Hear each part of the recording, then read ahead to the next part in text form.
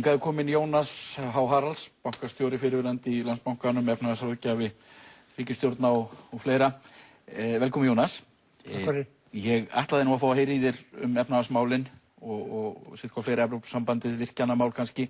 Þessi vandi sem að þjóðin er komin í, efnahagsvandi, ég kannski bið þig fyrst að skilgreina hann í svona fáum orðum.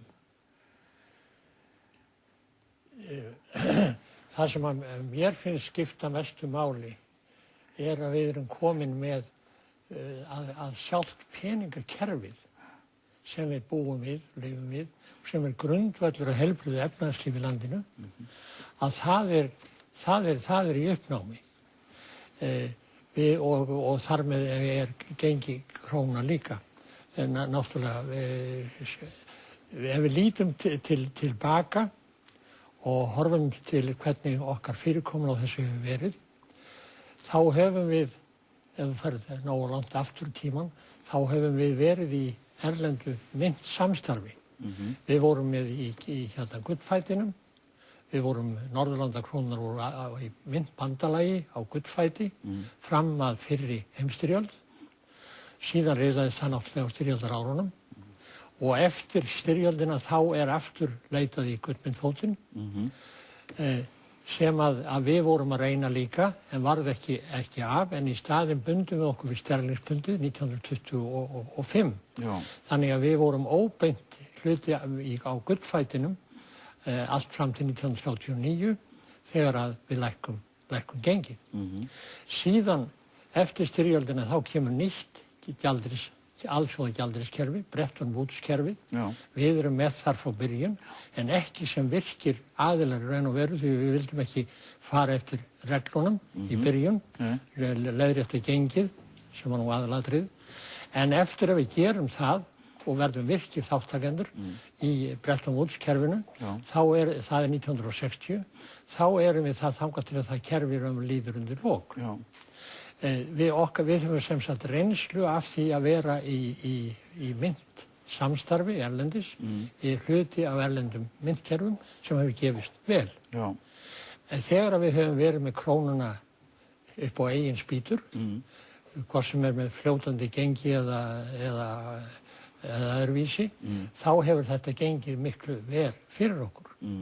Það sem við svo gerum 2001 það að við ásamt mörgum öðrum löndum víða heiminn förum inn í nýja aðferð við stjórn peningamála.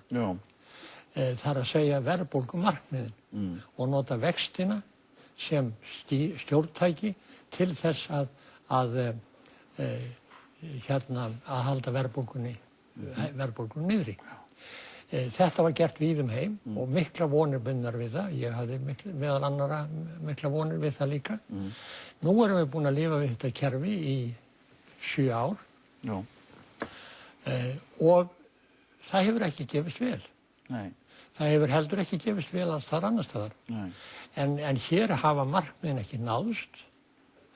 Seðlabankinn hefur ekki getað náð markmiðunum nema í fyrstu og aldrei vel og þar með trúverðurleiki kerfisins náttúrulega í hættu. Og nú náttúrulega svo komið að vextir eru geysilega háir og verðbólgan há og gengi krónur. Og gengi sérstaklega flöktandi líka. Það var of hátt á tímabili, mjög erfitt fyrir atvinnulífið. Nú orðið mjög lágt. Þannig að við verðum að spyrja þeirra spurninga núna og það finnst mér vera mikilvægasta spurningin. Getum við búið við þetta kerfi í einhverju bættu formi? Nú ef maður spyr hvers vegna hefur þetta gengið svona illa hjá okkur, þá það svar sem sömur forsvarsmenn Seðlabankans hafa gefið, það að það hefur vantað samræmingu milli stjórnar ríkisins og peningamáluna. Og það er engin vafi á því að húsnæðismálin eru náttúrulega það greinilegast af því allir saman. Það sem að alveg farðir í sitt hvora áttina. Hér farið út í stór framkvæmdir á sama tíma sem að Seðlabankinn eru að reyna að halda aftur af. Það vantar þessa samræmingu sem að náttúrulega höfuðatriði í að þessi stjórn gangi vel. Spurningin þá sú, eru menn tilbúnir til þess að bæta þetta kerfi, endurskoða það eitthvað og reyna þá fyrst og næst að ná þessari samræmingu.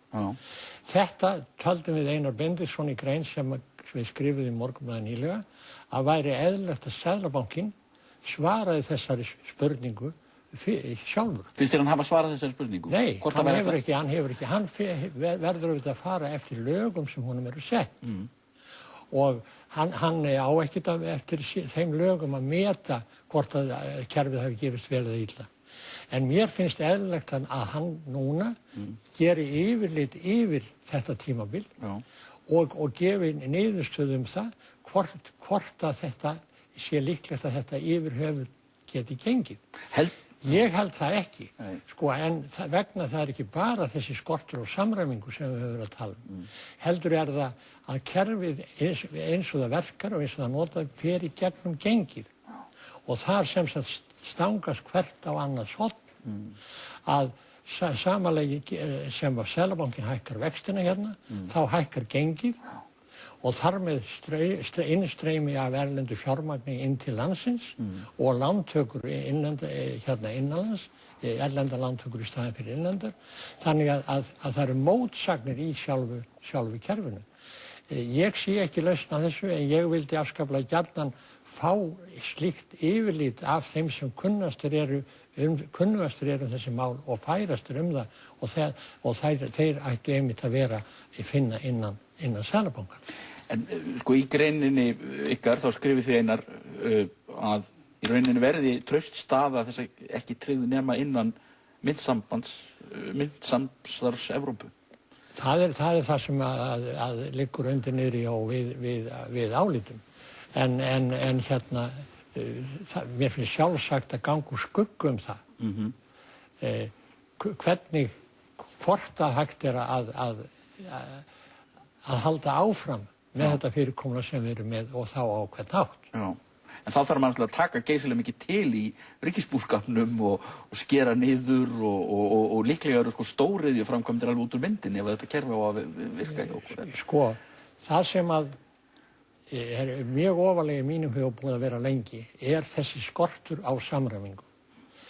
Mér er málið mjög skylt því að ég var fenginn til þess að koma hingað frá útlöndum fyrir 50 árum síðan og til þess einmitt að reyna að byggja upp og reyna samræmda efnahagsstjórn sem að ég hafði starfað við fyrir hönd Alþjóðabankans í löndum í Mexíkó og í Mið-Ameríku og Perú líka og þar sem að var náttúrulega á þessum tíma og ennþá alltaf lögð megin áhersla á slíka samræmda efnahagsstefnu.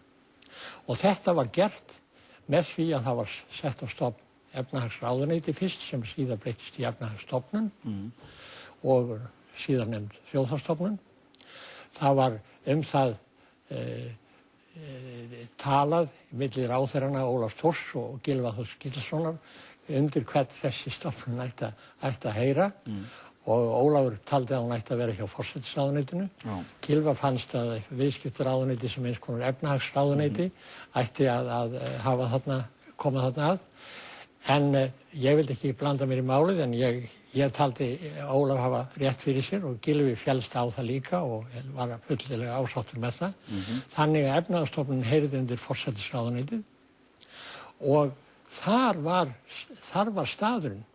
Þar komu öll þessi atriði til athugunar. Það er að segja forsætisráðherrann sem efnahagsmálaráðherra, yfirstjórnandi stjórnar efnahagsmálalandinu, hann hefur við hlið sér eins góða ráðgefandi stofnun eins og tökur á.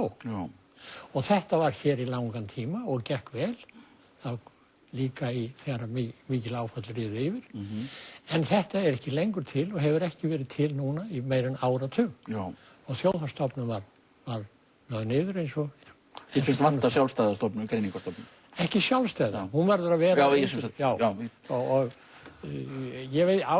mér er ekki kunnugt það, náttúrulega hvernig stóð á því að þetta var gert. Það var breytingar voru auðvitað eðlilegar og nauðsynlegar.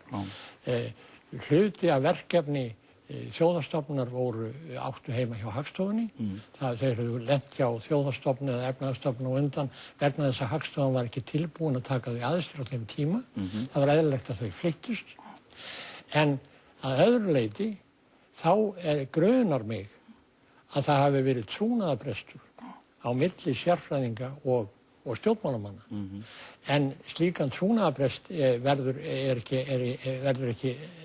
auðvitað að laga því að hann má ekki eiga sér stað. Þetta allt unnið fyrir gíg ef að fullur trúnaður ekki fyrir hendi. En það verður að gerast þá með því að skipta fólk en ekki með því að leggja niður stofnanir.